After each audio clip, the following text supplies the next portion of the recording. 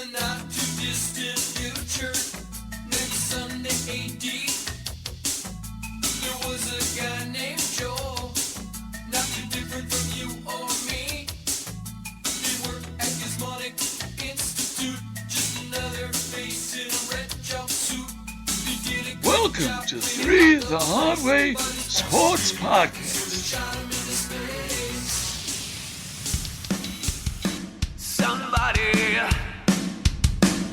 Somebody put something in my drink. Welcome, everybody, to Three the Hard Way Sports Podcast.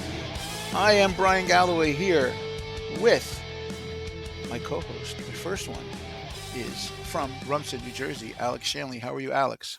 I'm doing well. Played a little golf today. I'm excited to talk to you guys about some sports tonight. So it's been a sports day for me. So I'm ready to roll. That's more of an activity, but yeah, that's fine. Yeah, that's good that you It's did a that. skill. It's a skill. It's a skilled activity.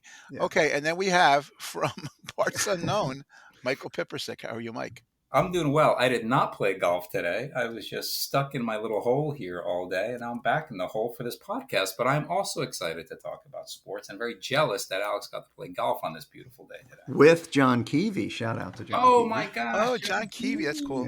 Yeah. Career connections. The Keeve. Keevster. Yeah. The Bagel He Friday played guy. well today. He played well. Yeah, Bagel Friday. Remember that, Brian? Yeah, Brian and I came I'll never back forget when he from called up on the Seattle. phone. He goes, "How many people are in today?" Let me go out and buy. And he buys like 20, or no, there was 15 people, and he buys 15 poppy seed donuts. And then Mike and I came late, and they're like, "Oh, I only got exactly the right amount." Brian, we didn't come in late. You and I came in on the red eye from That's Bothell. right. That's right. We went home. We each went to our homes. We took a shower and came right to work. It was right before Memorial Day weekend, and John Keevy bought just enough bagels for everybody in the office, and you and I starved. I remember that. Because we said, "Okay, well, let's not stop and get breakfast, and we'll just get bagels when we get to work." Yeah, that'll be great. We get there, and since we had no vending machines or nothing. We got pizza. That's so funny. We got a slice of pizza from that guy that would stir the sauce with his arm in an old tape bucket. Bad pizza, we used to call it. Anyway, nobody knows who we're talking about. Yeah, but no one knows fun. what we're talking about. But that was that's what the essence of this podcast is. We're just sitting around talking about stuff. That's how we would start off these conversations. Then we'd go into sports. So let's look at this first. I think one of the topics we were looking at is, and I'll start this one because it's my guy. Steve Kerr is not going to be the Olympic basketball coach anymore, but I had this feeling he was not going to, and I remember reading this on Golden State of Mind that he had only planned to do it now, and he was glad to do it with Steph and go out with Steph because Steph's not going to come back anymore either, and it was I think it was a smart move because something. I don't know if the U.S. is going to be able to stack up against some of these teams next time, especially France. But what do you guys think? Who wants to go first?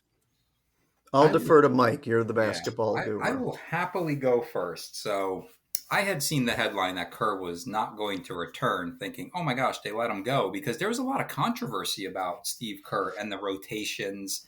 And is he not playing enough guys? He's got this roster stacked with 12 superstar players from the NBA, and Charles Barkley called him out and said, hey, we need to get rid of Steve Kerr. He needs to play everybody. Why is Jason Tatum not playing? And Charles Barkley, he has so many championships under his belt that he knows exactly what to do. And just a side note, Mike Pippersick is a Celtic fan. Yeah. Yes. For our audience. And I am totally fine with what Steve Kerr did. The job was to get the gold medal, not to win friends and equally distribute minutes to 12 players as if this is, rec soccer where everybody's going to get the same trophy.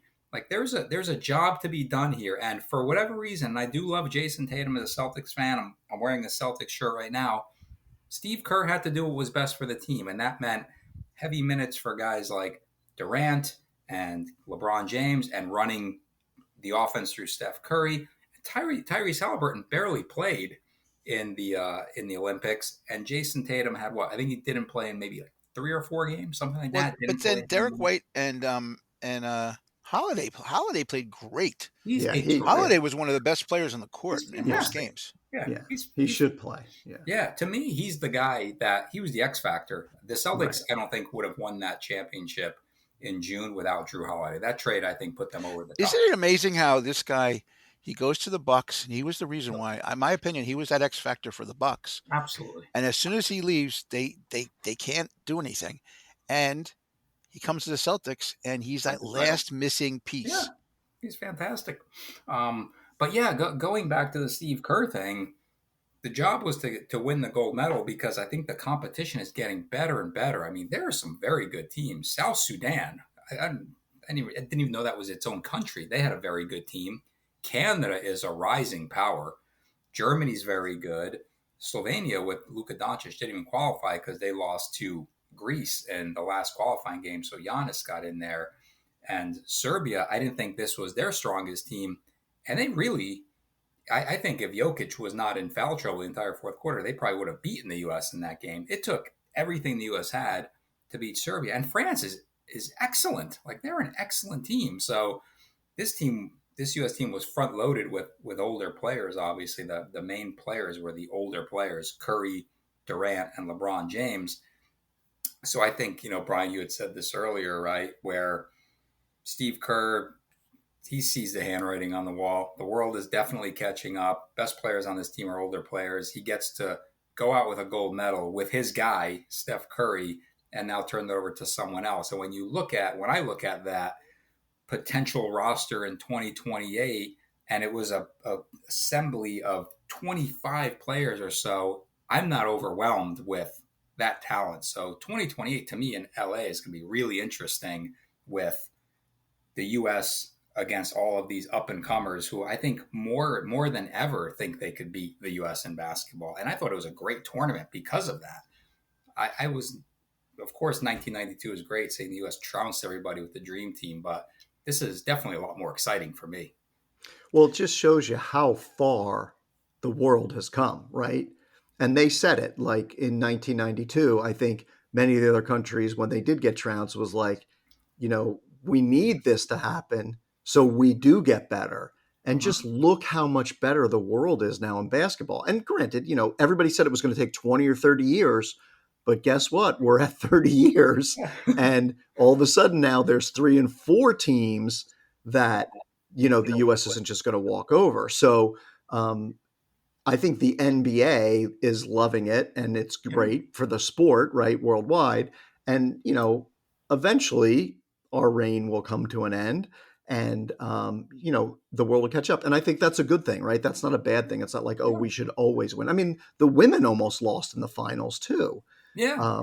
And they had trounced everybody, I think, coming up to the finals. So it's very interesting. It's we kind of lived through that whole, there's the U.S. basketball team's the best in the world from a college level, beating everybody, and then all of a sudden their teams got a little bit better. So we said, okay, well, time to send our pros, because you guys basically have professional leagues now, and you're sending all these pros over. So we're going to send our pros, and then we dominate for another 30 years. And now it's comeuppance time, right? And it's a good thing, right? It's not like, rah rah USA should win all the time. And I think that's going to be good. And Mike, I think you listed them off, right? Germany, Canada, Serbia, and France are, they're all powerhouses. And, South Sudan's out there, and Spain's going to get better. And, it'll be interesting. And China at some point is Puerto going to Rico's usually pretty decent too. Yeah. Puerto Rico's pretty decent. And then, Yeah. so Mike, just I need to ask you a question now. So you said you didn't even know South Sudan was a country. Since 2011, they got their independence from the Sudan.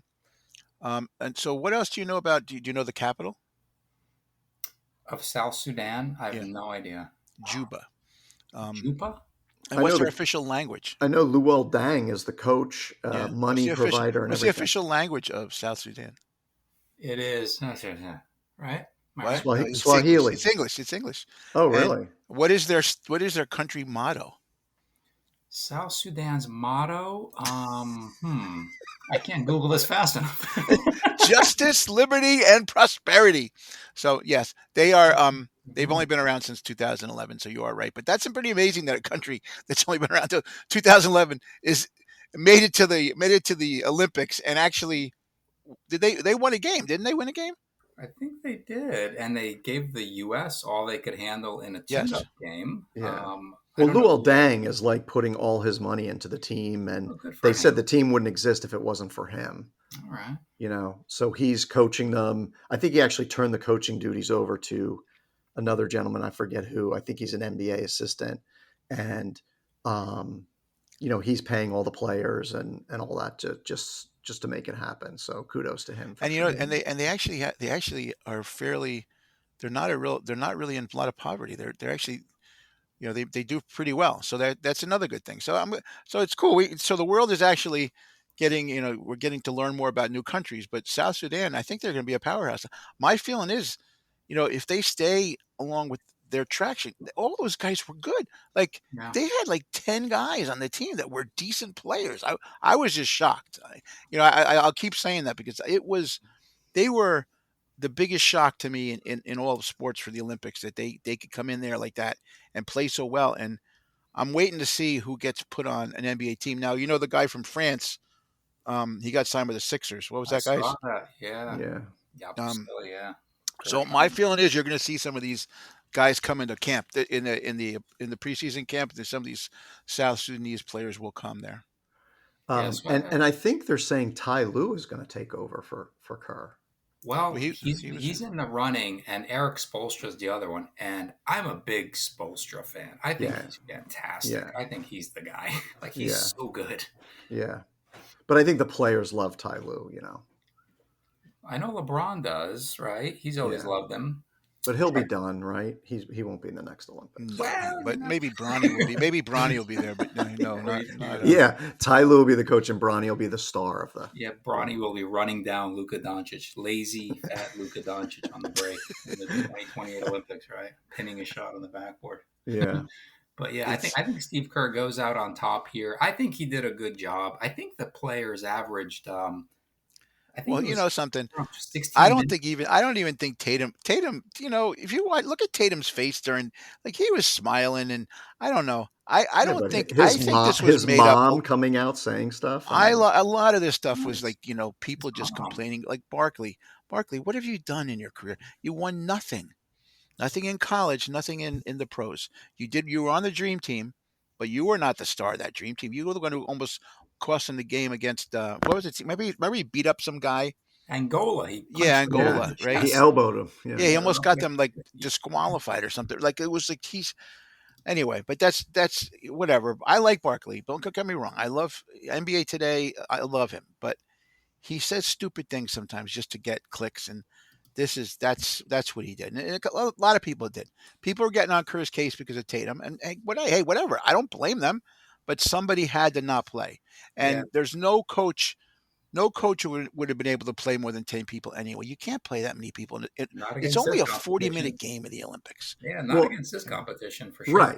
Right. In the past, when they were up 30 points, everybody played. But now it's not going to happen. Nobody came off the floor in the fourth quarter against Serbia because they were like, "Uh-oh, we've got to come back and win this game." Guys were playing heavy minutes in that game, which they had. I have to say this. I don't think if Embiid did not play on the U.S. team, I don't think the U.S. team would have won. And I hate to say that. Yeah, I know. Go figure. But I really feel because I don't even know who could have replaced him. Like they would have needed another big. I don't know who that big would have been.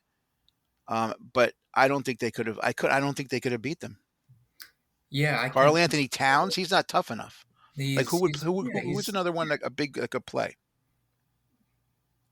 There's not anyone else that can play with that physicality down low. Chet Holmgren, not the physicality, but I think he'll be a superstar in the future. He'll be good. I think he'll be a good addition to the international game as well.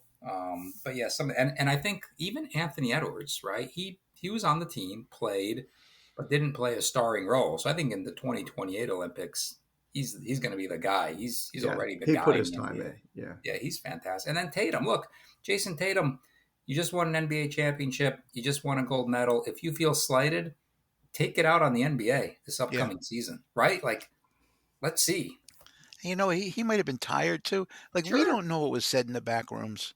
We don't know. Tatum hasn't said anything. No, So he should know, right? Look at the guys in front of you, right? Kevin Durant. Is he going to play over Kevin Durant in those situations? I don't think so. Kevin Durant was huge for the U.S. Yeah. team in the Olympics, and he's always been a good Olympic player. LeBron, you're not going to play him over LeBron, who had a triple double, one of the few triple doubles in Olympic history. Who else is he going to play over, right? So no, they needed Bam because of his. They needed Bam because they needed some rebounding. So he couldn't have played. It's just. But the thing is, I don't think it's as bad a problem as people are making it out to be, because no one else seems to care. No other player on the team said anything about it. You notice that? If there was a big problem, somebody would have said something by now. In this day and age, we would have heard about it by now. I think Steve Kerr did a great job, and I'd welcome him onto this podcast to talk to us about it, because I think I would. He did the job, right? Go win a gold medal. Everyone knew there was pressure. Are you going to be able to win with this team that's kind of patchworked together, 3 older players as some of your lead guys, and he got the job done. To me, he won 2 championships with Durant, but he also won 2 championships without Durant. Yeah, and that you got to give him credit for that too, because especially that the last one. No one gave them any shot. You guys know, none of you guys gave them a shot that year, and they ended up winning. So Steve Kerr's got 4 championships as a coach. Yeah. And he's got what? How many as a player? 5, right? Because he won a couple with the Spurs and 3 with the Bulls. Yeah. And then he's got a gold medal, at least one. I don't know if as a player, as a college player, if he won a medal, but man, that's quite a resume when you look at it. Yeah, he's Hall of Fame. He's going to be in the Hall of Fame. Fantastic. He'll be there. But okay, so I think whatever. Steve Kerr. Let's see who's going to be there. Spoelstra would be great. Mm-hmm. Maybe Thibodeau. They need somebody tough. They need somebody who's going to be in there tough. But we'll see what happens, because we have 4 years, and in those next couple of years, maybe there's a young guy that's going to come up that's going to be strong enough to go and fight with Victor. But I don't. France is going to be good. You think what? Fantastic team. 4 of the top 6 draft choices this year are all from France. Yeah. Yeah, this is and you can see how much it means to these countries to play for their country in the Olympics and have a shot at beating the U.S. The Serbian players were heartbroken when they lost. I mean, the French players as well, when they lost the gold medal game, they really want it. Can you imagine being able to tell your grandchildren that you beat the mighty U.S. in an Olympic gold medal game in basketball? It's fantastic. So the pressure is ramped up for the U.S. Now, Alex, did you like the fact that there were 2 ex-Knicks on the French team? I think they drafted one of them too. Didn't they draft the Knicks draft a guy from France this year? I don't think he was on the team. No, but I'm saying on the Olympic team there were 2 ex-Knicks on there. Yeah. Frederick Weiss? Yeah. Was he one of them? No. Weiss. Remember that? There was 2 guys that never played for the Knicks, but it didn't have my attention, Brian. Let me. Yeah, I know. I just cracks me up because I don't like either of them, and I especially don't like Evan Fournier. Fournier, I can't stand Fournier. I don't think anybody. He's another guy who plays so little defense, and you could just watch him. That was a kid. That's why they didn't have him out there all the time, because he played no defense. Just like he does in the pros. He always complains, "Oh, I don't play enough." Yeah, because dude, you go up, you jack up some shots, and you stay there, and your guy gets by you. So you might score 25, but your guy's scoring 40. So okay, that doesn't help the team very much. Rudy Gobert didn't play a whole lot either. I mean, he got benched. Guy. He's a one-dimensional. Yeah, I can't do anything. What's he going to do for you? Yeah, I mean, but that's why Draymond choked him, because he can't play. You'd think the player, defensive player of the year would be able to play, but they basically benched him. He didn't play very much at all. He would have been a good instigator though if they played him in the U.S. He could have maybe coaxed Joel Embiid into a technical or something like that. That's the one thing that surprised me, right? He's just so slow. They were beating him down the court. So I mean, I've never been a big fan of Rudy Gobert. I just don't think he's not that guy, and especially since he did that stupid thing during COVID. We touched all the microphones and got everybody on purpose. What a jerk! What a jerk! Okay, Rudy, go back to France. Go play for France. Hope he does start for France next year. I think Joel Embiid should have played for France, but he should have played for Cameroon. He played for France. They would have won the gold medal. I know. Oh, right? What a they team. would have. I It thought would have. Wemby was great too. Wow, what a player he is! Like Yeah, he'll be great. he is as good as advertised, if not better. Like what a player, man! He's so Yeah, long. He he's going to hasn't be figured amazing, and out. he's got a great coach now. He's Oh lucky. man, yeah. That's the Spurs are going to be decent this year. They're Oh, still young. don't get Alex started on Don't the get me great coach. started. I know. I know. The great coach. There you go. The There you great go. coach. Okay. Well, let's talk. Let's jump into another sport right now, and I think this is very appropriate to what's going on because they are playing this weekend, and I'm actually going to the game. So, um, the in New York we have and for those of you who are not from the New York area, there's two football teams. Even though neither of them are in New York, they both play in New Jersey. They play in the same stadium, and they play in different leagues. But there's always a rivalry that goes on, especially with the fans in the area. And the Giants, basically, I always say the Giants can have about 60% of the fans, and the other 40 are Jet fans. That's my opinion. It might be wrong, but it's more. I think there's more Giant fans than Jet fans. Um, the Jets have stunk for a long time. The Giants have won way more Super Bowls, but right now, what do you think going into this season? How do you guys feel about these two teams? And I'll give my thoughts afterwards. But who wants to go first there? I'll go first. I mean, to me, the two teams, they're mirror images of one another, except one has a quarterback and one doesn't. So, Which you one know, does? well, again, assuming Aaron Rodgers plays, right? But that's really what it comes down to. I mean, if Aaron Rodgers goes out there and gets hurt because the Jets offensive line isn't, I don't think, as good as the Giants offensive line, and that's saying a lot. But it comes down to that. If he gets hurt, they're done. And I think both teams were built the same way, right? Like we never had the great draft pick or didn't make the right choice in the Jets when they picked Zach Wilson. I think that has just set both of the organizations back so far that, Daniel Jones isn't, the savior and Zach Wilson wasn't and Sam Darnold wasn't for the Jets.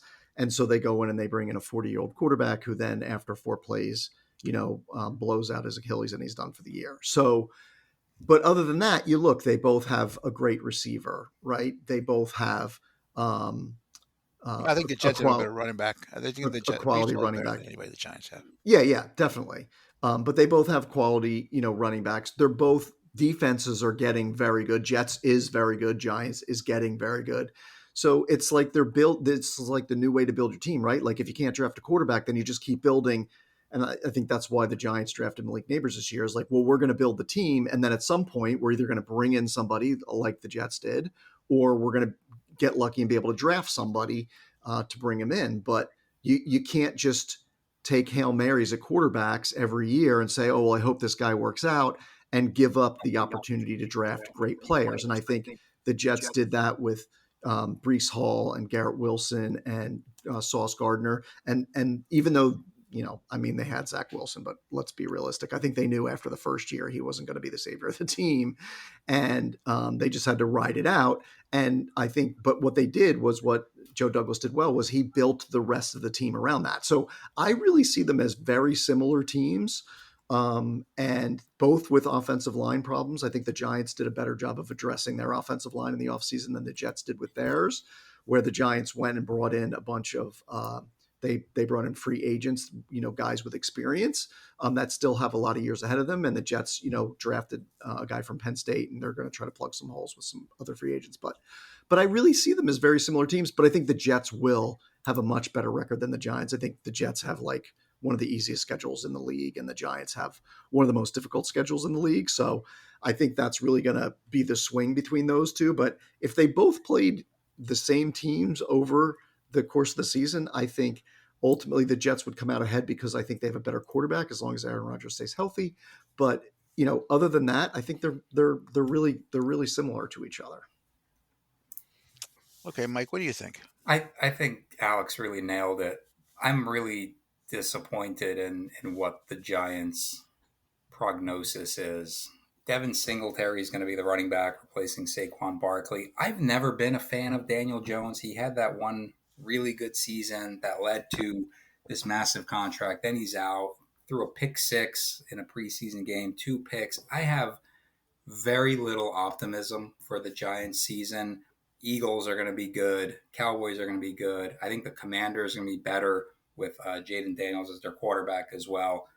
I could see the Giants potentially winning 5 games and plummeting to last place. The Jets, Brian, I don't know how you do it as a Jets fan. God bless you. It's incredible. I would love to see Aaron Rodgers stay healthy just to see what this team could do. And I think that division is up for grabs. The Patriots are terrible. The Dolphins are very good. Bills still kind of not sold on, but in general, like I'm excited to see the football season start. But then looking at the Giants, who I'm a fan of, the Jets, who I don't root against, I'm just kind of down on both of these teams. Like maybe the Jets, I agree, the Jets I think are going to be better, but maybe have a shot at the playoffs. But everything hinges on Aaron Rodgers, who's at 41 or however old he is, hasn't played in the preseason game because they're protecting him. I'd be holding my breath as a Jets fan, and I don't know, man. I'm just hope it works out for you, Brian. Jets a little bit ahead of the Giants. I don't think much of the Giants for this year at all. I think if the Jets put it all together, they could literally get to the AFC Championship game. I Really? mean, Wow. yeah, I think they have all the pieces. They have a great defense. They have all the pieces, but I just don't see a 40-year-old quarterback or 41, whatever he is, coming off the injury that he came off of. I mean, people are saying he's still limping around in practices now, and they're not playing him. But I give them a very high ceiling. I think their ceiling's very high. So look, listen. So I go back to last year. Last year in the preseason, he was limping before he got hurt. And this is another interesting thing. The Jets cover up a lot of things too. I don't know. That's the nature of what they do. But there's a lot of thought about this because if you go back and look at him, he wasn't super healthy even before the end of the season. So then they had the first game. And then he got hurt. And again, he would have gotten hurt regardless because the first 3 plays before the fourth play, he almost got killed then too.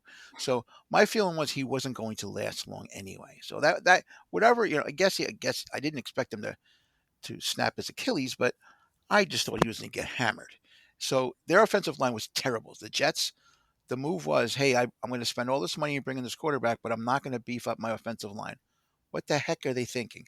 And this is a common scenario around Jets management and how they think of bad things. Now, I don't think Salah's a great coach. I like him as a guy. He's like a nice guy, and he seems like a nice person.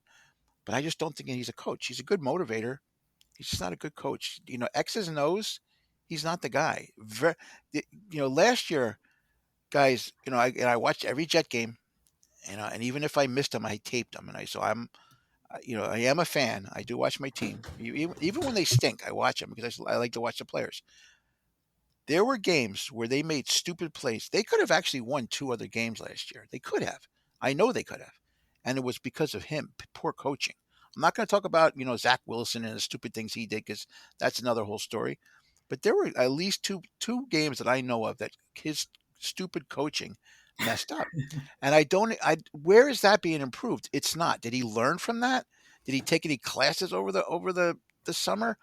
I don't think so. So I kind of worry about that. So that's when we compare the two teams, I look at it this way. The Giants are a much better run organization, top to bottom. They are. I hate to say that, but they are. It's the truth. Now, yes, you have Danny Dimes versus Aaron, scrobbly knee or scrobbly ankle Rodgers, who at one time was a great quarterback. But I don't think he's that good anymore. But I don't think we need him to be that good. So if he could play within himself, yes, they could win. Because last year, if we had Danny Dimes or even Tyrod Taylor, the Jets might have made the playoffs. And that's the sad thing about it. And again, it's just because they didn't plan on getting. They said, "Oh yeah, we're gonna get this 40-year-old quarterback or 38-year-old quarterback, and we're not going to get a good backup." Why not? Why wouldn't they have spent the money? Again, they don't think. They don't think about those things. Well, they drafted Zach Wilson and didn't want to admit to the error. Yeah, but I they mean, also that's should have why. gotten another quarterback. They should have gotten somebody else. Yeah, Well, yeah. okay. So that's Well, fine. Tim Boyle. I mean, that's who Well, then they Aaron had Rodgers Flacco and they let wanted. him go, and then Flacco goes and has a rebirth. Yeah. I mean, Yeah. again, if they had a serviceable quarterback, they would have probably made the playoffs. That's the problem. That's the biggest issue. Okay, so that's fine. Offensive line, I think I would rather have the Giants offensive line than the Jets offensive line. Um, defense, I do think the Jets are a little bit more superior, but the Giants are a really good defensive team too. So they're no slack. They're on paper, right, Brian, you're right. On paper, the Giants got a lot better, Yeah. but I still think that the Jets have a top 3 defense, I think. Right. They Yeah. do. They did. Now, again, Hassan Reddick is not there. So the fact that he's not there is big. If he doesn't show up, which I still thinking he's not going to, guys, it's kind of late in the game and he hasn't come yet. So what's he gonna do? Show up and then be ready to go? He's gonna get hurt the first game. So I'm not too confident. But Will McDonald is really, really, really becoming like that was the guy they drafted the year before last, and he's really coming into his own now. So if he comes in and plays well, then we don't need Reddick. We don't need him, and let's see what happens. But you never know. You never know. I think they both have decent kickers. The Jets punter is really good. I don't know how the Giants punter is. He's good. Kick He's very good. returns. I don't know what's going to happen. I don't know, because this year is a very strange year with the kicking. There's a lot of changes with the kicking, so you need a good kick returner. The Jets did have one, but he retired. I don't know what happened. So I don't know what's going to happen there with that. And Well, they also got they brought in Tyron Smith, right, to be their left tackle. And Yes, he's like yes. old and hurt all the time, and just a head scratcher on that. Like, I guess they're just hoping he's gonna, I don't know. stay Maybe they'll have some healthy. luck. I don't know. Now they did draft behind him, right? The Yeah, Penn they State- drafted the Penn him. They State drafted a kid. really good player. Yeah. No, I think I like the guy they Olufashanu. drafted. Yeah, Yeah, I like him. He's doing really well too. Yeah, So again, we'll see what happens. We'll see what happens. I just, I'm not, and they got Mike Williams, who is coming from a bad injury too. If Mike Williams plays, that's going to free up Wilson, and Wilson's going to have this great year.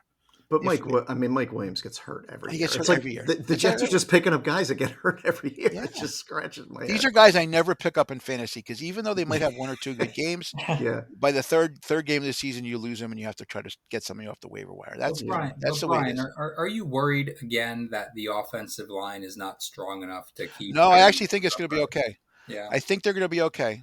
For the Offensive Jets? line, I think it's going to For be the okay. Jets, Oh, yeah. no way. If you haven't watched them in preseason, granted, I don't think they're playing all the starters, but Well, it's going to be better than they were last year. But I think that they know now they're making the offense more of a quick hit, not giving him. He's not going to be able to drop back and sit.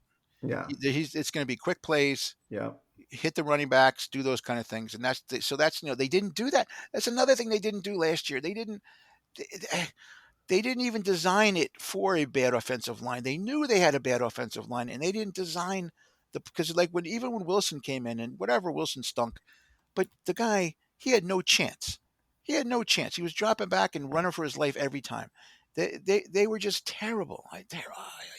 Yeah, I know it is hard being a Jet fan, and I'm not going to change. I thought about it. I thought about changing teams, but I was like, no, No, you can't. I can't change teams. I've been, but I have to say, Danny Dimes, I don't think he's as bad as people are saying right now.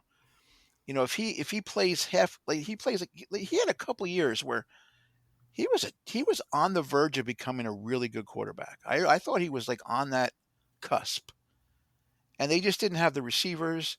Now they have receivers. There's no excuse. They didn't have anything. Yeah, they had no receivers for him. But there was They one had- year, they had a he was running- good. They had like their first three receivers all were hurt, right? I mean, Yeah.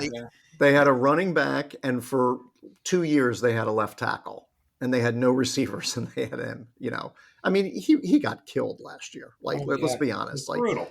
he dropped back, and he was literally getting hit by the time his back foot planted. So And then is that lasagna guy, the backup? Who's that backup guy? Tommy DeVito, Oh yeah, Tommy. What's his name? Tommy Bag of Donuts? Tommy Cutlets. Tommy Cutlets, Cutlets. that's That's it. it. Tommy Lasagna. I would say Tommy Lasagna. Well, they picked up Drew Lock, and then he goes and gets hurt in the first preseason game that he's in. So, and that's the thing too, Bryan, with Tyrod Taylor. Like, I love him, and he was on the Giants, but he Always he gets is hurt, too. always like he's the perfect guy if you need to come in for one game and play. Mhm. He'll win you that game, maybe two. But if he has to play 3 games in a row, he's going to get hurt. And he always I mean, does. Always. Yeah. always. Shame. Yeah, it's a shame. So hopefully they're not relying on, if we lose Aaron for an extended period of time, we have Tyrod. Well, they have the third string quarterback is the MVP of the UFL, right? Martinez. Oh, really? Yeah, but that's not going to help him. Oh. He's not that good. So yeah, I just don't. I don't know. Again, guys, I don't know. It's not like they don't have the money, right? They have a lot of money to spend. I don't know what they do and what their plan is, but I just don't think they have a plan. I think right now, most of the front office feels that if I don't win this year, I'm going to get fired. So let's put everything into this and see what we can do. They probably should. I honestly think Joe Douglas will survive it. I don't think Saleh There's will. no way Saleh does, right? There's no way. Yeah. But then what do you do? Because if Aaron's saying, well, I'm coming back and I want my guy to be the head coach, what are you going to do? But who's his guy? Is Saleh his guy? No, the offensive coordinator. Daniel Hackett. Yeah, No, Daniel I don't like Hackett. him. He's terrible. But I'm saying that's what's going to happen, right? Yeah, but see, the only way he's going to come back is if he does very well. But if they have a disappointing season and you let Saleh go and Aaron Rodgers tries to rake you over the coals saying, hire my guy, it's like, nope, see you later. We're drafting a quarterback. Find the next starting guy. over again. But see, then you have guys. See, but they're going to be too good. They're going to be too good. Yes, they're not going to be guys like Brees Hall and Garrett Wilson. They don't want another rookie quarterback. Yeah. They're gonna have to. They're gonna have to get a free agent. They're gonna have to spend money and Russell get a free agent. Wilson. Drop Rodgers and pick up somebody else. You're gonna get Russell Wilson, Brian. That's your No. I was just kidding. I was just kidding. A friend of mine who's a Steeler fan. I'm like, oh, you got Russell Wilson. You got Justin Fields. Yeah, Fields and that. And I said no. I heard that now that Zach Wilson might be dropped by the Broncos. Maybe the Steelers will get Zach Wilson because you talk about a team that's in turmoil. The Steelers are going to be terrible this year. I don't know. They always find a way. They always find a way. They got a good coach. Man. But one of the running backs just got hurt, right? Yeah. So they're Warren. in trouble. They're in trouble. They're in trouble. I think they're going to be good this year. They find a way, man. I have ultimate faith in Mike Tomlin. That's who the Jets should hire. That guy finds a way to win 9 games every year. Yeah, he does. He's great. He's a good coach. And what's funny is the fan base every once in a while have a hard time with him. Yeah, I think. But push comes to shove, the guy's a winner. Yeah, absolutely. So I'm just looking. I don't think there's any unrestricted free agent quarterbacks next year that are worth it. Dak Prescott will be one. Oh, never. And then the next one is Sam Darnold. Bring him back. And then Zach Wilson, Trey Lance, so Sam Darnold goes and throws 35 touchdowns this year to Jefferson. He would never. He becomes a star, and then the Jets bring him back. He would never go back. Wait, what because happened? he would just be like, no, they were the problem, not me. Where is Trey Lance now? Cowboys. Oh, that's right. Yeah, I totally lost track of them. What a crazy trade that was. Yeah. Russell Wilson is an unrestricted free agent next year. I don't want him. He's done. He's another guy. He's done. He can't play anymore. Yeah, I agree. It's funny how the quarterback position, there was a time a couple of years ago where we were like, wow, there's so many good quarterbacks out there. There really aren't a lot of good quarterbacks anymore, guys. No. It's because they beat up so much. It's the next generation, right? Anthony Richardson, CJ Stroud, maybe Trevor Lawrence, Bryce Young. Like all those guys need 1 or 2 more years, and then we're going to be looking at it like, wow, these are all really, really great quarterbacks. Yeah. I think. Yeah, I like Anthony Richardson. I like Lawrence. Believe it or not, I like Lawrence, and they're good. They're but again, now Lawrence, who's his receivers? Like I don't know. Is he Christian Kirk? If you look at Trevor Lawrence, Daniel Jones, and Mac Jones, all of their statistics are almost identical. Who's Mac Jones? The one from the old Patriots quarterback. Yeah. Oh, that guy stinks. But if you look at their statistics for their careers, they are almost equal. So Trevor Lawrence gets the huge contract. Yeah. Mac Jones gets cut. And Daniel Jones is stuck in the middle with this, now I think he's got the 14th or 15th highest contract in the league. But Mac Jones is Trevor Lawrence's backup now. Yeah, he is. Yeah. But yeah, their receivers are not that impressive. No. When you look at their depth chart, you're like, man, and he's an all-world talent, Trevor Lawrence.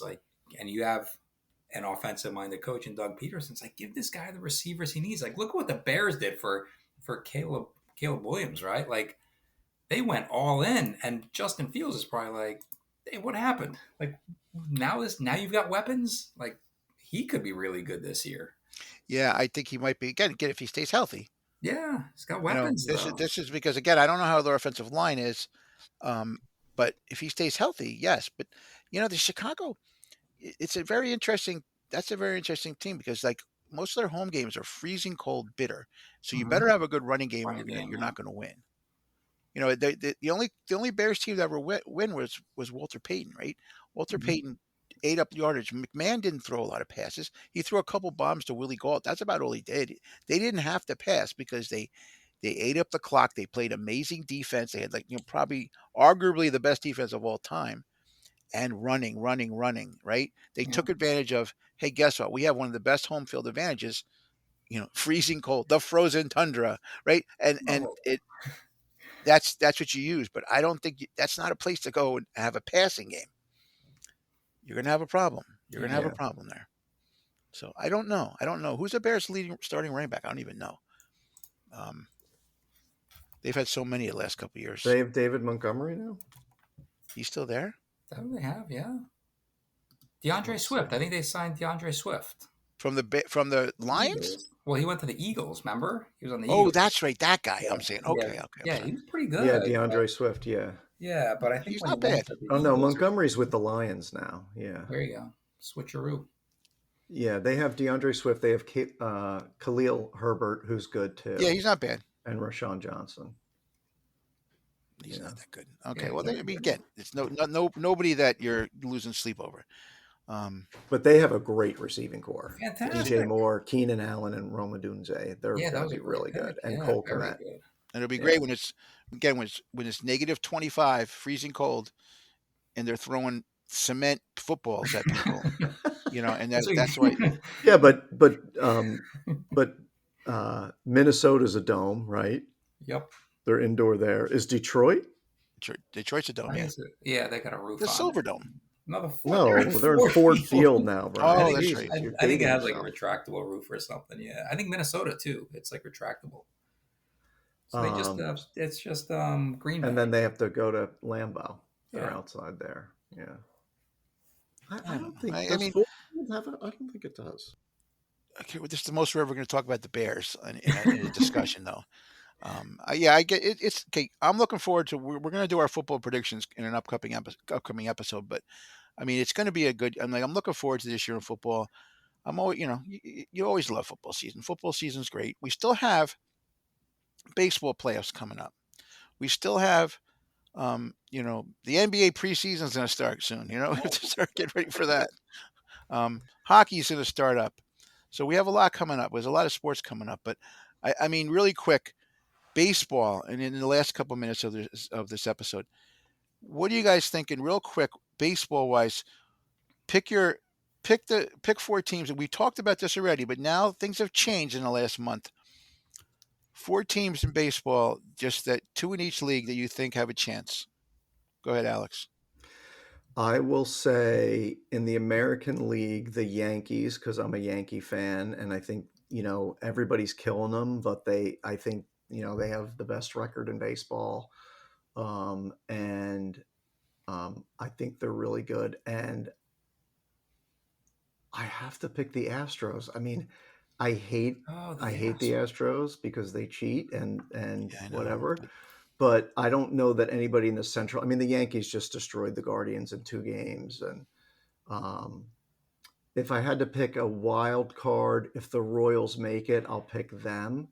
But I'll say Yankees, Astros, and my wild card team would be the Royals if they're able to make it. I don't think they're going to make it, but I'm actually agreeing with you on the Yankees, Astros. Yankees, Astros are. I think the Orioles might be the other team, but they're falling apart right now.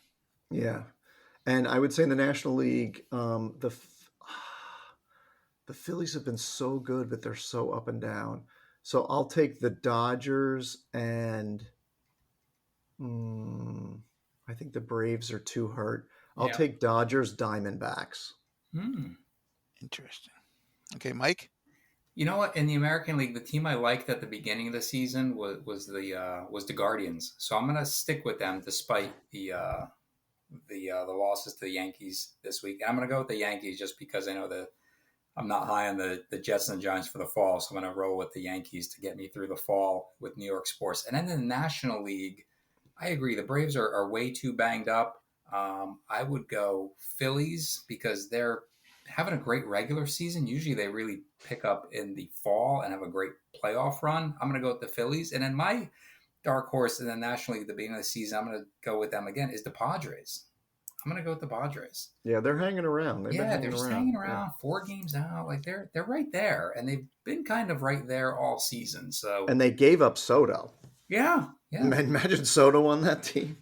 yeah, and they're good at home, and they're better on the road. And you always have to be able to win on the road. So I like their mix of their record. They're 4 games out of first place, so they're hanging around there, and they're solid away from home as well, which is always a challenge. So that's my dark horse. Yeah, I'm okay. So I'm Yankees and Astros, like Alex said. I'm very similar to there. I'm not big on the Royals, so I just don't see the Royals. I mean, they have a couple good players. I just don't in a 7 game series. Like that's why I don't. The Twins are good, but and the Guardians are good, but they're not going to beat either of those teams in a 7 game series. They're just not. They're just not built to do that. So I really feel it's going to be Yankees Astros, which Yeah, again, the Astros. then I worry about it because I think the Astros are going to have better pitching, and you have Altuve who just kills the Yankees all the time. So I don't know what's going to happen. They're going to walk Judge every time. I don't know. I worry about that. But in the National League, it's Phillies Dodgers. They're the class act teams. I really feel Betts is back. He's hitting good. Kershaw's back, pitching great. Love that guy. Um, they finally got a good reliever. They have a good closer now, the Dodgers. So I feel the Dodgers, but I still in a 7 game series. I think the Phillies could take them. Yeah. Um, Again, they got to get everybody healthy. You got to make sure everybody's healthy and they're pitching good. But the Phillies have a good bullpen, and they have if Harper is the best right now. Again, I love Betts. I like Betts a lot. I can't believe I like Betts so much that he was a Red Sox, but I do like Mookie Betts a lot. But and Otani's there, but Otani's never been in the playoffs, so who knows what's going to happen when he goes there. I just feel He's that going to hit a lot of home Harper's the runs. guy, That's what's though. going to happen. Harper's the guy. He makes or breaks that team, and that they have a home field advantage. They way better. The Dodgers do not have a home field advantage because most of those fans leave in the 6th inning. The Phillies' home field advantage Oh is yeah. tough. That's a tough Well, crowd. that crowd intimidated the Braves. What, the last 2 years in the playoffs? Yeah. Man, they are So scary. I really feel if the Phillies end up having the better record and they have the home field advantage, it's going to be Phillies Yankees World Series, which would be so cool for us. Um, if that happens, because that was great the year that happened. I thought that was great. I got to go see a game in each park, and In I thought that was really 2009, cool. Um, but that yeah, they're honoring that team, the Yankees, at Old Timers Day this year, oh, they are. 2019. Yeah, Nice. Oh, that's but cool. That's but cool. Brett Gardner won't be there. Why? He said when he was done with baseball, he was done, and his kids got a football game, and the Yankee organization kind of knew it, and they reached out to him, but he never got back to him. So He's not coming, huh? Okay. no, family's more important. You can't blame him though, No, because not for for all him. those years he neglected his family, right? I mean, that's Yeah, a lot yeah, of these guys do, and a lot of people don't realize that.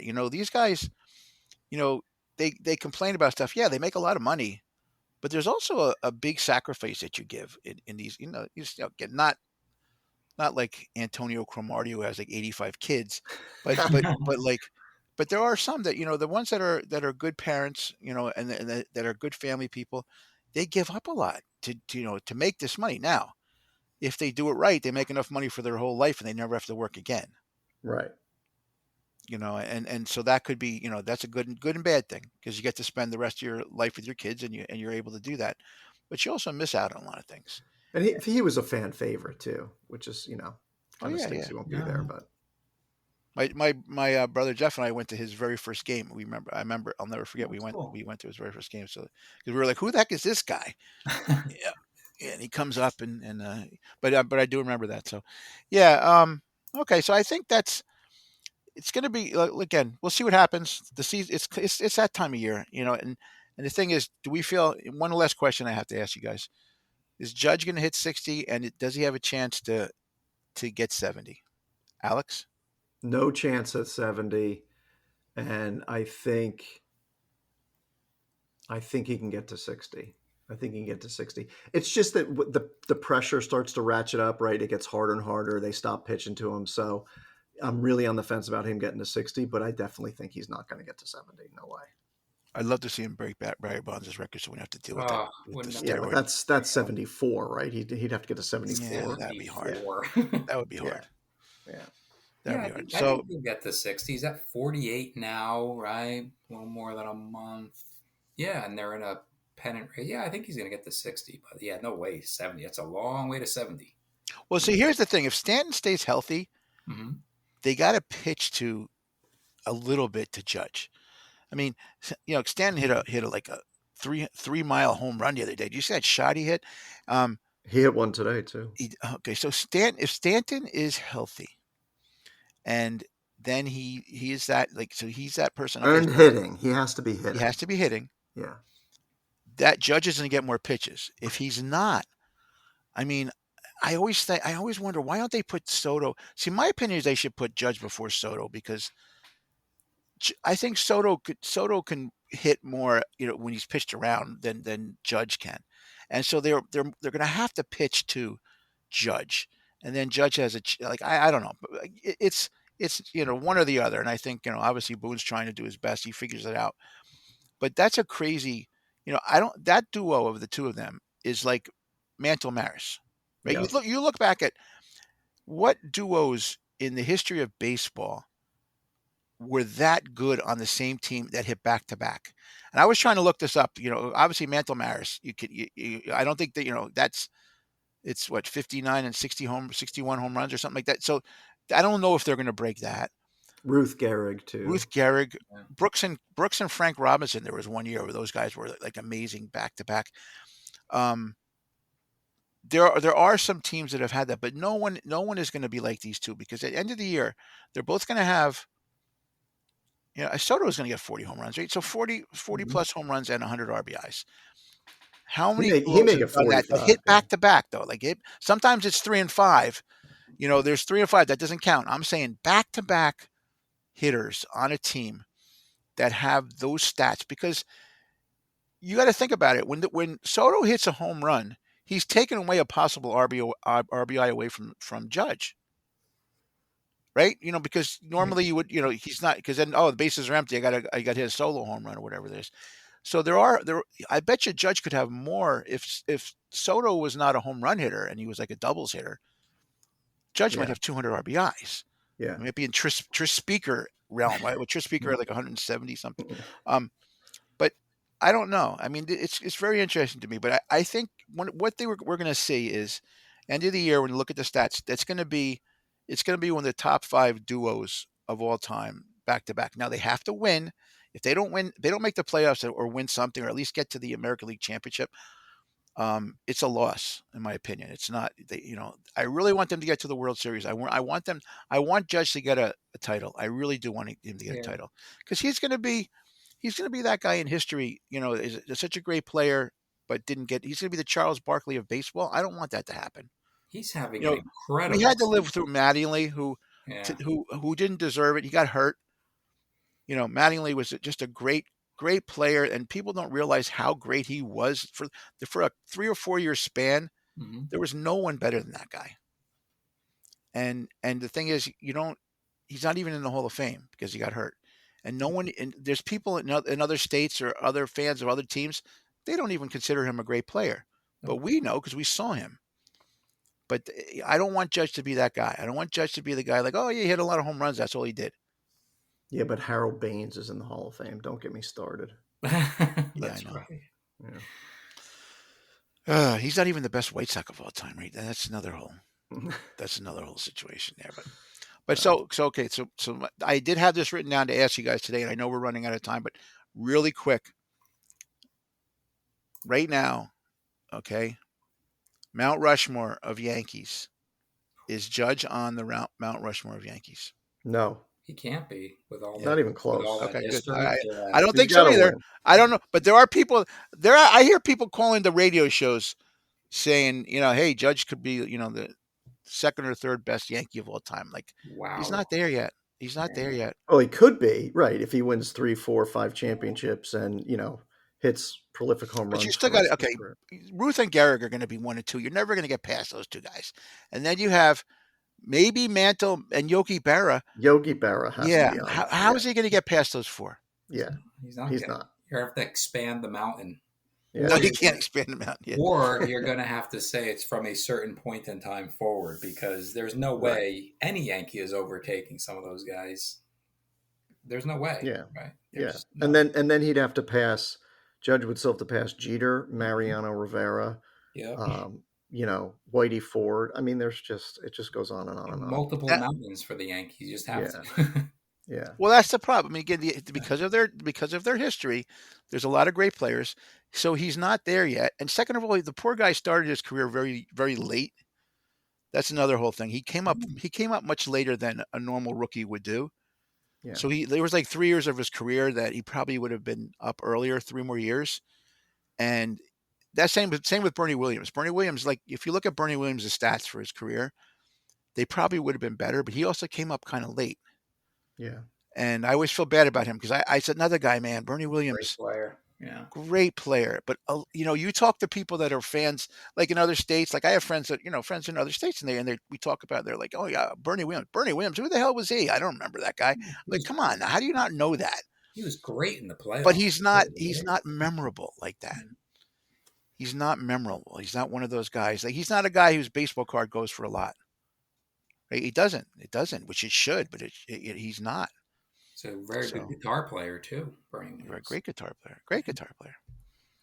But anyway, so that's all I had to say, guys. Anything else you have to say today? Yeah. Anything you need to DiMaggio would have promote? to be up there too. Oh, DiMaggio. Okay, we forgot Yeah. about. How could we have forgotten that, Alex? Yeah. Judge has Okay. got a long way to go. Yeah, Judge, man, you're not coming. You're not going to get up there. It's not happening, man. It's not. Hey, I've got a quick hot take for you guys since we're talking about Aaron Judge. What's up with that Staten Island Little League coach criticizing Aaron Judge? I Yeah, know. that's Like, a big come on, mistake. man. From Like, what I hear, it's Judge a bunch of baloney too. it's like this Judge not- is such a nice man. Such a He's nice to guy. everybody. But you have to look who it was reported I by as know. well. It was Barstool Sports. Oh. It was Who? wait. It was like some newspaper. In Who's a Staten Red Sox Island. fan? It was Who's the a Red Staten Sox Island fan? Advance, Alex. He told the Staten Island Advance. Oh, okay. Because They I said, saw that Judge didn't Barstool. meet with us. Barstool was picking it up. Who Judge didn't meet with the players, and it's like Aaron Judge was like won the Roberto Clemente Award, and his parents were named the 2024 Little League Parents of the Year, and this is the guy you're accusing of like, oh, he didn't come to meet with our players. It's like he's Mr. Baseball right now. It's like, come on, man. Yeah, he's Teflon. He's not. He's not going to embarrass the sport. He's not going to embarrass himself. That's not him. No. People are trying to get under his skin. And he He's was not that respond. guy. Yeah, You and know- to his you know- credit, he said no response, which is great. There are people in every sport, guys. There are certain people that are just good people, and no matter what the fame, they still become good people. They're good people, right? And Judge is one of those guys. Like, regardless, he just lives his life the same way. He's got good values. He grew up. That's just the way he is. He doesn't showcase. He doesn't. That's not him. That's not him. He's not a showboat. He's never going to. He does smart things. That's the kind of people that most parents should have their kids idolize. Not the other people who do. With 25 gold chains and 800 cars, and they spend all their money in 2 years, and they're broke after 5 years, and they're like on poverty row, and they made $85 million, but they have no money left because they spent it all. Like, that's not. Sounds like This an is the kind of attack on person that you Antoine need to. Walker, Brian. Like Sounds who? Antoine Walker. Yeah, Sounds Antoine like an Walker. attack And on his wife shows up on a basketball wife show. Like that. That's notice every one of these guys who have their wives on basketball wives, they all were idiots and lost all their money. There's none of them. They say, who is my husband? And you're like, oh, that guy. Look what Kenny Anderson's wife and Antoine Walker's wife. Was Doug Christie's wife on that too? Whose? Was Doug Christie's wife on one of those? Yeah. shows? Doug Christie's wife. I mean, what is it? 50 or 60% of the NFL is bankrupt by the time they're out of the league 4 or 5 years. Wow, That's crazy. Yeah, it's crazy. Well, Antonio Brown, 70%. right? He just said this. He has no money Yeah. left. Yeah, it's crazy. How could he have, like, you think about Didn't this. like Jack Ham die like Oh, penniless? Mike Was Webster. that Jack Ham? Right? Mike Webster. Maybe it was Mike Webster. Yeah, he was Yeah. in a truck. Yeah. Awful. Yeah. Terrible. Terrible. Anyway. Okay, so we will be back next week with. We're going to talk about fantasy football. Is that the plan? I think at this point we'll actually start digging into football a little bit more, go deeper. We'll do some NFL. Yeah, do some fantasy. We're going to have a special guest on trying to line it up for next week. So we'll make an announcement on Threads when we get that all tied up. Okay. Well, thank you everybody for listening, and we will see you soon. Good night.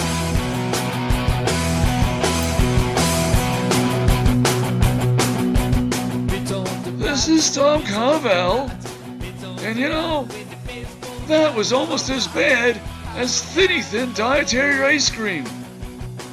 Who the heck wants to have dietary ice cream? Terrible idea. Definitely not as good as Fudgy the Whale or Cookie Puss.